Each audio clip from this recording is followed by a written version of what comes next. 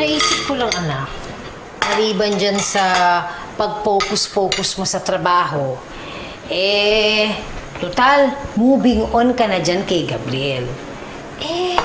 Ano kaya kung maghanap ka na ng ibang mapupunterya? Nandito naman tayo sa Manila. Ayaw mo naman bumalik sa Leyte. Baka naman pwedeng maghanap ka na ng ibang jowa. Kasi tignan mo naman, Ayan, balik na naman tayo sa Delata. Oo! Miss Betilda? Jasmine! Ano ka ba? Ba't hindi ka kumakatok?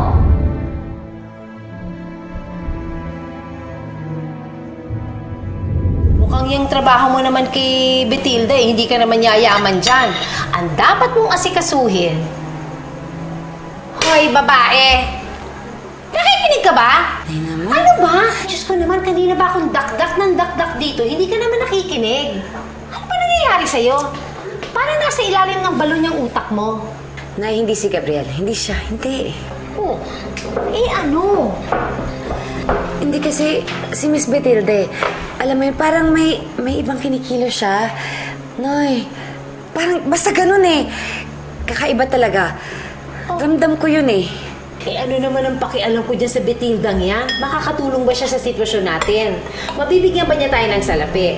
Mapapalitan ba niya ng mas masarap kaysa sa delata ang kinakain natin? Kasi kung oo, abay Diyos ko, dumikit ka dyan sa taong yan.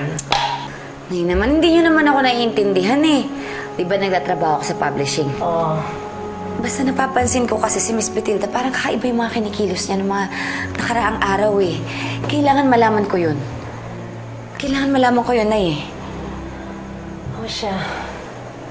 Sana lang may mahita ka dyan, ha?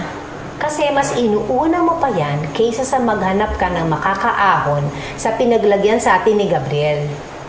Oo nga, pinulot nga niya tayo sa basurahan, pero binalik rin niya tayo doon. Nay, basta kailangan malaman ko yun. Siya. Tinatago yun eh. Siya. Sige, kumain ka na,